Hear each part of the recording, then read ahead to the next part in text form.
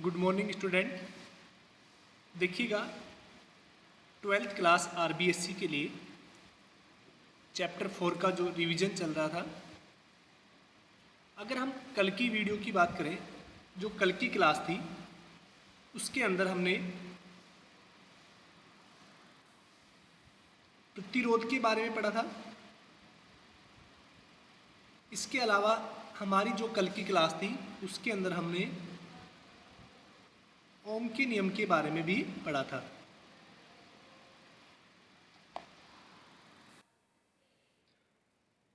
जो next topic था उसकी बात करें तो प्रतिरोध की निर्भरता के बारे में भी हमने बात की थी कि किसी भी चालक कार का प्रतिरोध किन किन कारणों पर निर्भर करता है। और इसके अंदर हमने बात की थी कि किसी भी चालक कार का प्रतिरोध लंबाई पर निर्भर करता है, क्षेत्रफल उस चालक कार के क्षेत्रफल पर निर्भर करता है, उस चालक कार के तापमान पर निर्भर करता है और उस चालक कार की प्रकृति पर निर्भर करता है। इन चार चीज़ों के बारे में भी हमने बात की थी। क्लियर? और इसके अलावा जो दूसरे छोटे टॉपिक थे, जैसे कि चालक क्या होते हैं, कुचालक क्या होते हैं और अर्धचालक क्या होते हैं, इनके बारे में भी हमने बात की थी। ठीक है। इसके अलावा जो टॉपिक था हमारा, उसके अंदर हमने वीआई ग्राफ यानी विभवांतर और विद्युत धारा के बीच का जो ग्राफ था उसके बारे में बात की थी। वीआई ग्राफ के अलावा हमने विद्युत धारा के बारे में भी बात की थी और हमने ये बताया था कि विद्युत धारा की जो यूनिट और वीमा, ठीक है, इनके बारे में भी कल हमने बात की थी। तो देखिएगा, आज का जो टॉपिक है उसको हम आगे स्टार्ट करते हैं। तो आज के लिए देखिएगा, नेक्स्ट टॉपिक है दैट इज प्रतिरोधकता।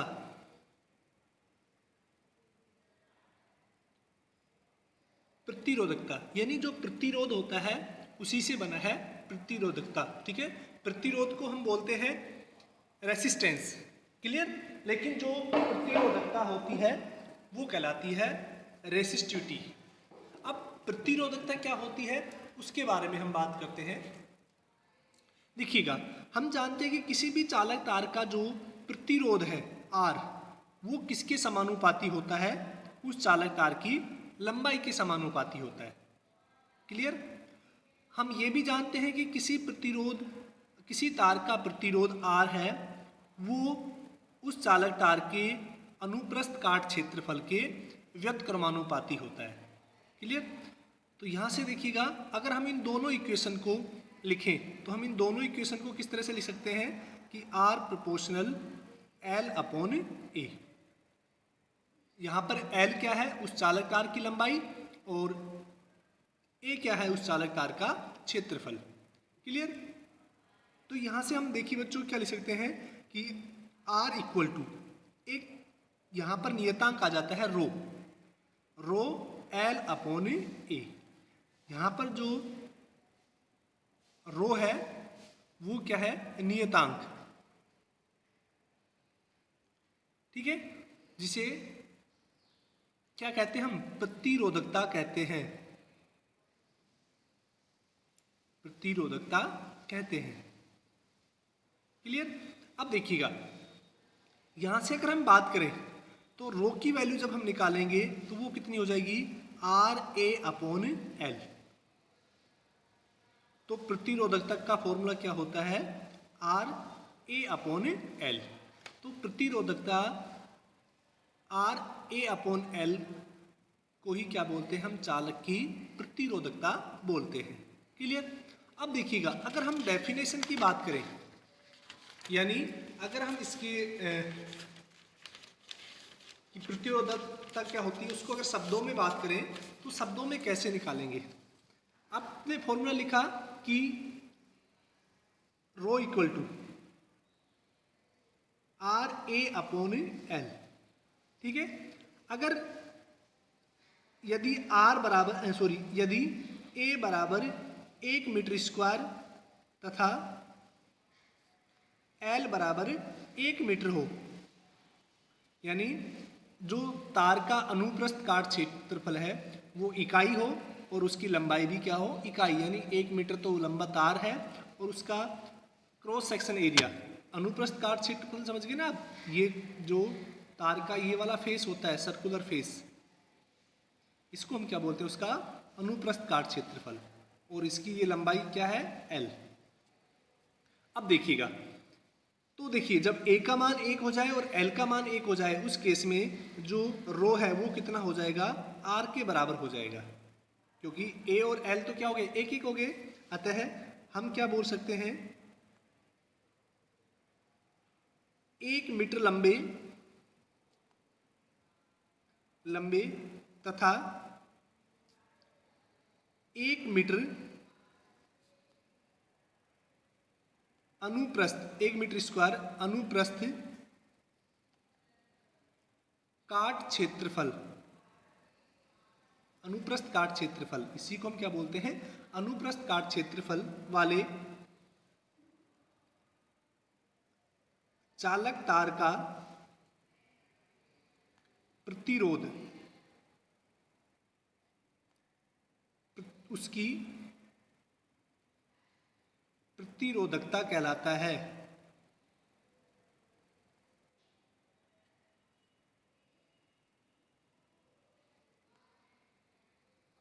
तो समझ गए प्रतिरोधकता क्या होती है, कि अगर कोई चालक तार 1 मीटर स्क्वायर एरिया का है और 1 मीटर लंबाई का है, तो उसका जो प्रतिरोध R है वही क्या कहलाती है, प्रतिरोधकता कहलाती है। ठीक है, अगर हम बात करें प्रतिरोधकता के मात्रक के बारे में, बच्चों देखिएगा कि रो इक्वल टू क्या है, आर ए अपॉन एल। ठीक है, अब आर का मात्रक क्या होता है, ओम होता है, ए होता है एरिया, एरिया का मात्रक क्या होता है, मीटर स्क्वायर, अपॉन एल क्या है, लेंथ, लेंथ का मात्रक क्या होता है, मीटर, 1 मीटर स्क्वायर से 1 मीटर स्क्वायर कट गया, तो इसका जो मात्रक होता है वो क्या होता है, ओम मीटर। ठीक है ना, यानी इसको हम क्या बोलेंगे, ओम मीटर, ओम पर मीटर नहीं बोलना है, ठीक है ना, ओम मीटर, ये बीच में माइनस नहीं है, ये डैश का चिन्ह है। ठीक है, तो प्रतिरोधकता का मात्रक क्या होता है, ओम मीटर। अब देखिएगा, अब इसका आप डायमेंशन है वो निकाल सकते हैं, ओम की डायमेंशन आपको पता है, उसमें एक एल की टर्म और बढ़ जाएगी, एल की वैल्यू और बढ़ जाएगी, तो वो क्या होगी, उसकी वीमा हो जाएगी। ठीक है ना, तो वीमा यानी अगर हम प्रतिरोधकता की वीमा की बात करें, ठीक है, तो प्रतिरोध की वीमा कितनी होती है, M0 sorry M1 L2 T-3 और A-2, ये किसकी होती है, प्रतिरोध की, और यहाँ पर एक L और बढ़ गया यानी ये। ठीक है, तो यहाँ से अगर हम प्रतिरोधकता का वीमा निकालें तो वो कितनी हो जाएगी, M1 L2 T-3 sorry L3 हो जाएगा, देखो 2 और 1 3 हो गया, और A-2। क्लियर, तो ये क्या होती है, प्रतिरोधकता की वीमा होती है। क्लियर, समझ गए आप। अब देखिएगा, प्रतिरोधकता के बाद हम एक दो छोटे छोटे टॉपिक और लेते हैं जिनके बारे में हम बात करेंगे। तो देखिएगा, नेक्स्ट है चालकता।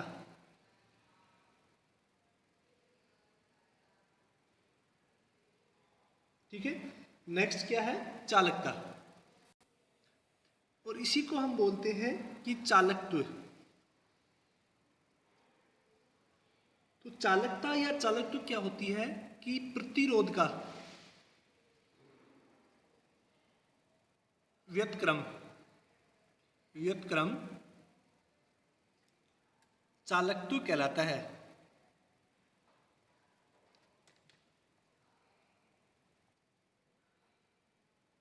ठीक है, और इसे G से दर्शाते हैं।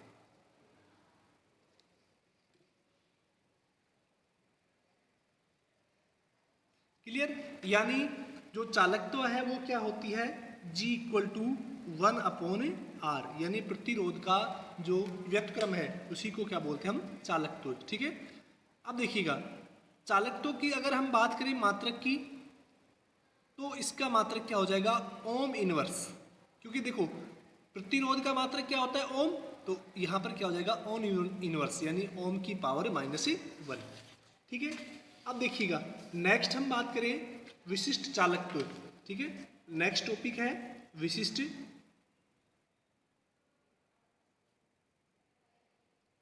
चालकत्व।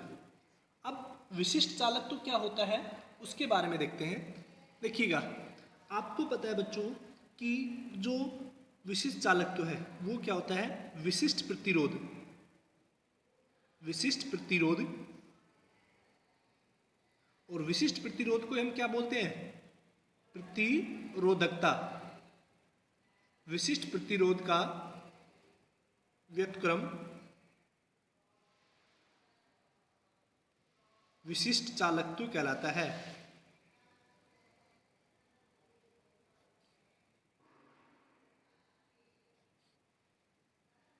इसे रो द्वारा दर्शाते हैं। क्लियर? यानी विशिष्ट चालकत्व को किसके द्वारा दर्शाया जाता है, रो के द्वारा दर्शाया जाता है। तो रो क्या हो जाएगा, 1/सिग्मा। क्लियर? अगर हम इसकी यूनिट की बात करें, इसके मात्रक की बात करें, तो वो कितना हो जाएगा, देखिएगा इसका मात्रक कितना होता है, ओम मीटर, तो इसका कितना हो जाएगा, ओम इनवर्स मीटर इनवर्स, ठीक है ना, प्रति ओम प्रति मीटर। इसको क्या बोलते हैं, उसकी चालकता, विशिष्ट चालकत्व बोलते हैं, ठीक है। अब देखिएगा, ये वाला जो टॉपिक है आपका यहाँ फिनिश हुआ। अब देखिएगा, मैं एक दो कुछ इंपॉर्टेंट नोट बता रहा हूँ यहाँ पर, और आपको ध्यान रखने हैं कि क्या, आपको पता है कि किसी भी चालक में विद्युत धारा है वो प्रवाहित होती है। तो किसी चालक में जो विद्युत धारा प्रवाहित होती है उसका प्रवाह होने का मुख्य कारण क्या है, तो चालक में विद्युत धारा के प्रवाह का मुख्य कारण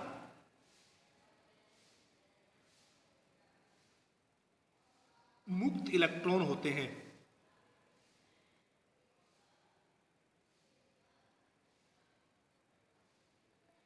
यानी किसी भी चालक तार में क्या होते हैं, मुक्त इलेक्ट्रॉन पाए जाते हैं, ठीक है ना। उन मुक्त इलेक्ट्रॉनों की वजह से क्या होता है, वो चालकता दर्शाता है। अगर किसी, जैसे लकड़ी है या रबड़ है, उसमें चालकता क्यों नहीं दर्शाई जाती, क्योंकि लकड़ी और रबड़ में मुक्त इलेक्ट्रॉन नहीं होते, फ्री इलेक्ट्रॉन नहीं होने की वजह से उनमें इलेक्ट्रिक कंडक्टिविटी या विद्युत चालकता नहीं दर्शाई जाती। क्लियर? अब देखिएगा, अगर हम इसको बात करें कि किसी भी वस्तु के अंदर केवल इलेक्ट्रॉन ही चालन में भाग लेते हैं,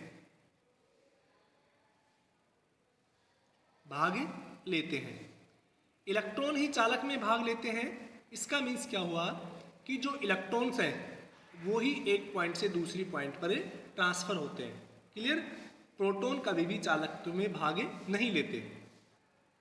तीसरा, अगर हम बात करें तीसरे पॉइंट की, ठीक है, कि जो कोई भी चालक है उसमें जो इलेक्ट्रॉनों की संख्या है वो बहुत अधिक होती है, और वो लगभग होती है 10 की पावर 28 से लेके 10 की पावर 29 इलेक्ट्रॉन पर मीटर क्यूब।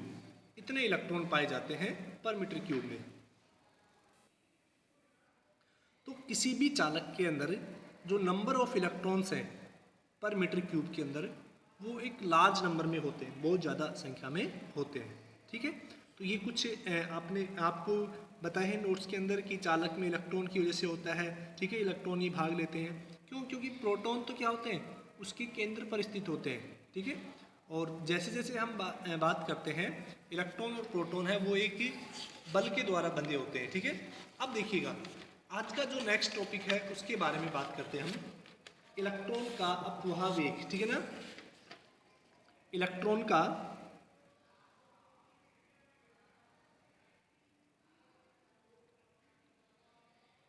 अपवाह या इसी को अपवहन वेग भी बोलते हैं, अपवहन वेग। अब देखिएगा, इलेक्ट्रॉन का जो अपवन वेग है, अगर हम उसके बारे में बात करें तो इलेक्ट्रॉन का अपवन वेग क्या होता है। जो कोई भी चालक तार है, जैसे कि आपने एक चालक तार लिया ये वाला, मान लेते ये कोई चालक है, क्लियर। इस चालक के अंदर नंबर ऑफ फ्री इलेक्ट्रॉन्स मैंने बताया था बहुत अधिक संख्या में होते हैं और वो इलेक्ट्रॉन लगातार गति करते रहते हैं। जैसे ये कोई चालक तार लिया हमने, तो इसके अंदर ये जो इलेक्ट्रॉन्स हैं, जो चार्ज पार्टिकल्स हैं, ये मिलियंस ऑफ नंबर में होते हैं, क्लियर। मैं और इसकी संख्या कितनी बताई थी मैंने, लगभग 10⁻28 से लेके 29 तक, मिलियन ऑफ मिलियंस हो गया। अब देखिएगा, अगर हमने इस चालक तार के इन सिरों पर ए और बी पर हमने कोई भी विद्युत धारा का स्रोत नहीं जोड़ा है, विभवांतर के लिए हमने बैटरी या सेल को नहीं जोड़ा है, तो क्या ये इलेक्ट्रॉन अपनी एक जगह पर स्थिर रहते हैं? ऐसा नहीं होता है। ये इलेक्ट्रॉन लगातार गति करते रहते हैं, ठीक है, लगातार गति करते रहते हैं। तो उस गति के लिए इन इलेक्ट्रॉन के पास से ऊर्जा है वो कहाँ से आती है? तो जो रूम टेम्परेचर होता है, जो पर्यावरणीय टेम्परेचर होता है, उस रूम टेम्परेचर की वजह से क्या होता है, ये लगातार गति करते रहते हैं। अब देखिएगा, अगर हम एक पर्टिकुलर इलेक्ट्रॉन की बात करें, तो जैसे ये इलेक्ट्रॉन इस तरह से मूव करेगा, अब वो दूसरे इलेक्ट्रॉन से टकरा जाएगा, क्योंकि नंबर ऑफ इलेक्ट्रॉन बहुत ज़्यादा है, तो वो इलेक्ट्रॉन दूसरे टकराएगा, उसकी दिशा चेंज हो जाएगी, फिर वो इस तीसरे से टकरा गया, इस तरह से वो क्या करता है, फिर नेक्स्ट से टकराता है, फिर उसके बाद नेक्स्ट से टकरा जाएगा, फिर नेक्स्ट से टकराएगा। इस तरह से क्या होता है, वो बार बार कोलिजन करता है, बार बार टक्कर करता है। और इलेक्ट्रॉन जब बार बार टक्कर करता है तो उस वजह से क्या होता है, उसकी जो वेग है वो एक निश्चित दिशा में नहीं होता, उसका वेग लगातार क्या होता है, परिवर्तित होता रहता है, ठीक है। तो ये जो इलेक्ट्रॉन है, ये चालक के अंदर जिस वेग से गति करता है, ठीक है ना, उस वेग को क्या बोलते हैं हम, उसके यहाँ पर जो वेग है इसको बोलते हैं हम तापीय गति, यानी थर्मल वेलोसिटी, क्लियर। यानी अगर मैं लिखता हूं कि कमरे के ताप पर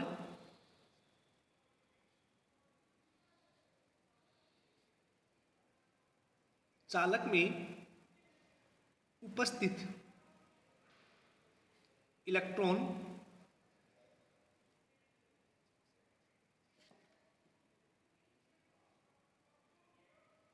लगातार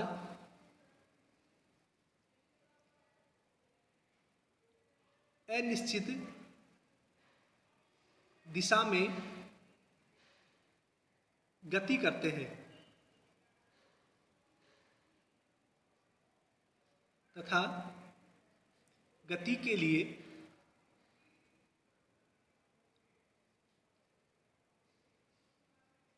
इलेक्ट्रॉनों को ऊर्जा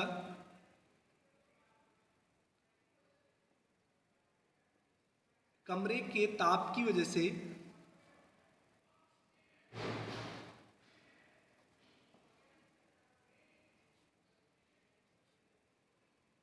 प्राप्त होती है, ठीक है। तो जो ये गति होती है, लगातार गति करते हैं, तो उन गति को बनाए रखने के लिए, ठीक है, वो क्या होती है, वो कहाँ से मिलती है उस ऊर्जा, वो कमरे के ताप से मिलती है, ठीक है ना। इलेक्ट्रॉनों की इस प्रकार की गति, इलेक्ट्रॉन की इस प्रकार की गति उसकी उष्मीय गति कहलाती है। तो ये जो इस तरह की गति करते हैं उसको क्या बोलते हैं, उसकी उष्मीय गति कहते हैं, ठीक है। अब देखिएगा, उष्मीय गति है का मान 10⁴ मीटर पर सेकंड से लेके 10⁵ मीटर पर सेकंड तक होता है। यानी चालक के अंदर जो इलेक्ट्रॉन है वो बहुत तेज वेग से क्या करते हैं, गति करते हैं, ठीक है। और ये लगातार क्या करते हैं, इलेक्ट्रॉन और प्रोटॉन से लगातार क्या होते हैं, टकराते रहते हैं, और चालक तार की सरफेस से भी क्या होते हैं, टकराते हैं, ठीक है। तो देखिएगा इलेक्ट्रॉन की अनियमित दिशा, अब देखिएगा यहाँ से एक क्वेश्चन बनता है कि सर ये इलेक्ट्रॉन तो लगातार गतिशील है, इलेक्ट्रॉन लगातार गतिशील है और हमने पढ़ा है कि इलेक्ट्रॉनों की गति की वजह से विद्युत धारा उत्पन्न होती है, तो फिर इस चालक में अब विद्युत धारा क्यों उत्पन्न नहीं हो रही?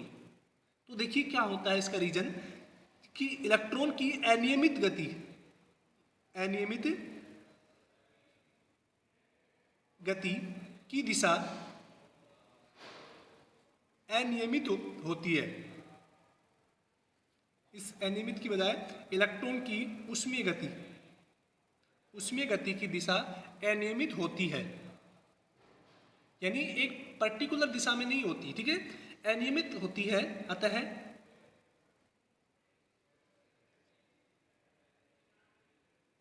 चालक में विद्युत धारा उत्पन्न नहीं होती।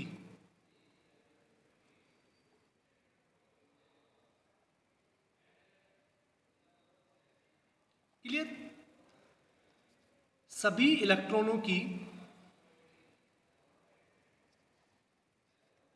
औसत गतिज ऊर्जा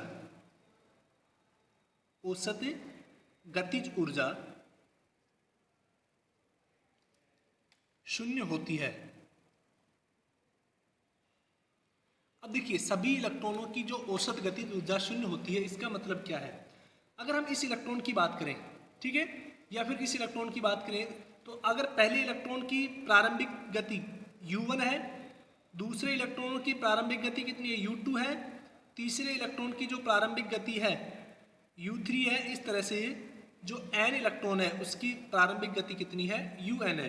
तो इन सभी गतियों का जो एवरेज होता है, यानी अगर हम u मीन की बात करें, वो कितना होता है?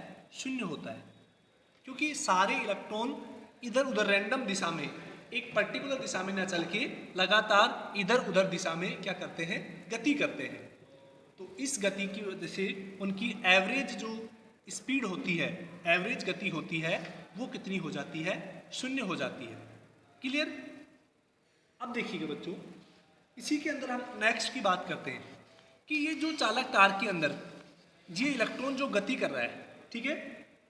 अब देखिएगा यहाँ से ये चालक तार यहाँ से इलेक्ट्रॉन चलना स्टार्ट हुआ और ये जैसे जैसे चलेगा, मान लेते यहाँ पर जाके इसने दूसरे इलेक्ट्रॉन से टक्कर की, तो किसी भी चालक तार की किसी भी इलेक्ट्रॉन द्वारा यहाँ से चला, यहाँ पर जाके टक्कर की, फिर इसकी दिशा चेंज होगी, ये फिर नेक्स्ट चला और इस तीसरे से टकराया जाके।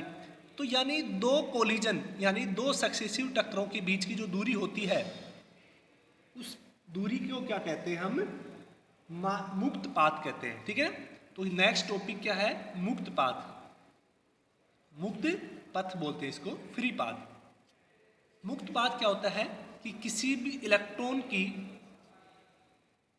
इलेक्ट्रॉन द्वारा दो क्रमागत, सक्सेसिव मतलब लगातार, जस्ट लगातार, ठीक है, क्रमागत टक्करों के मध्य चली गई दूरी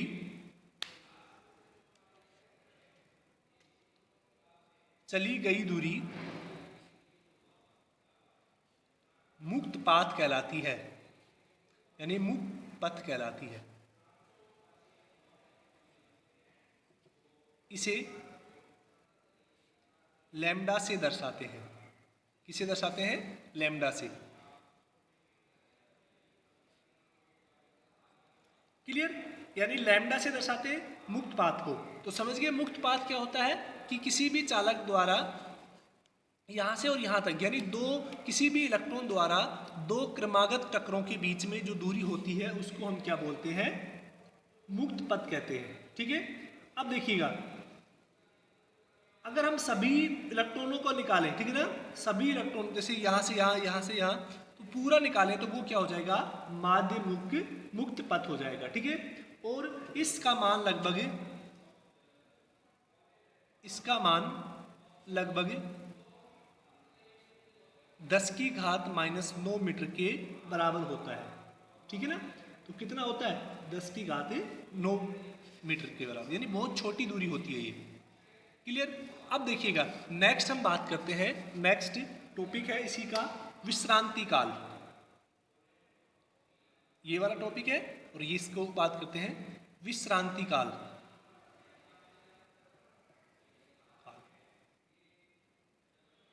अब बच्चों विश्रांति काल क्या होता है, यानी यहां से इलेक्ट्रॉन चला, इससे टकराया, फिर वो यहां पे टकराया, फिर जैसे यहां पर टकराया, फिर इस तरह से टकराया, यानी दो टक्करों के बीच, यानी दो इलेक्ट्रॉनों के बीच जब वो टकराता है तो उस टक्कर में जो लगने वाला समय है उसको हम क्या बोलते हैं, विश्रांति काल।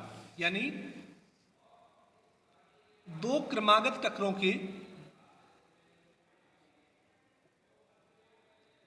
के मध्य लगने वाला समय विश्रांति काल कहलाता है।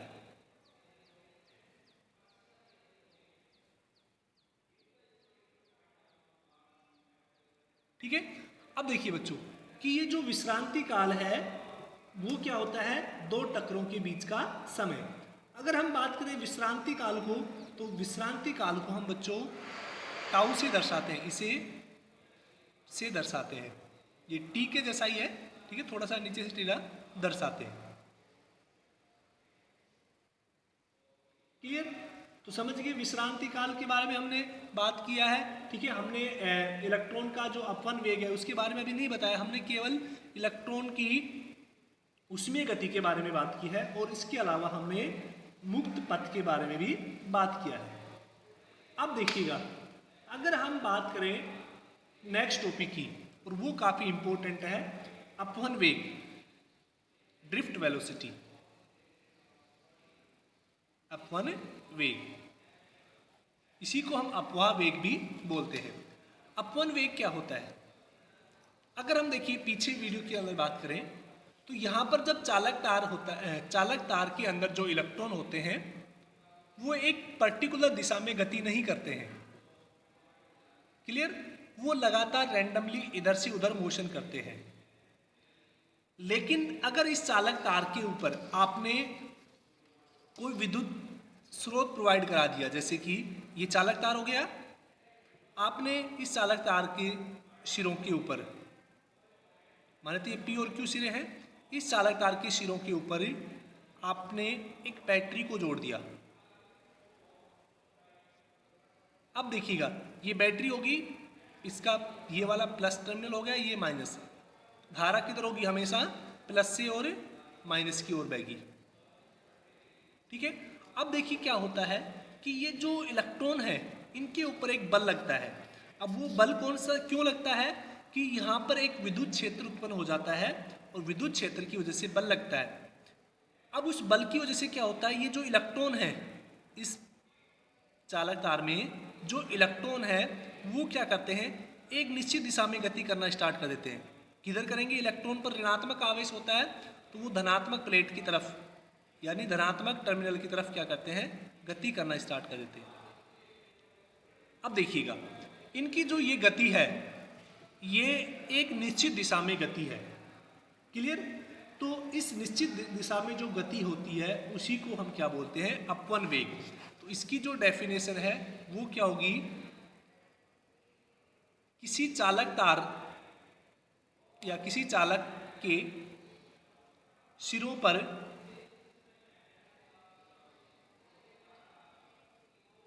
विभवांतर लगाने पर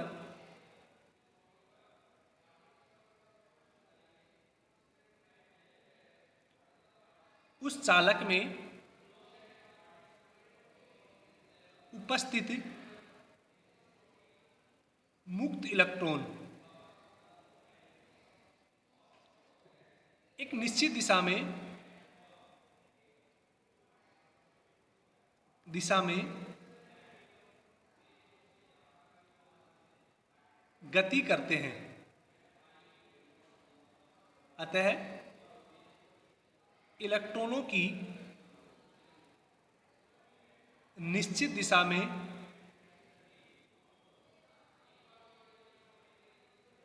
गति क्या कहलाती है? अपवहन वेग कहलाता है।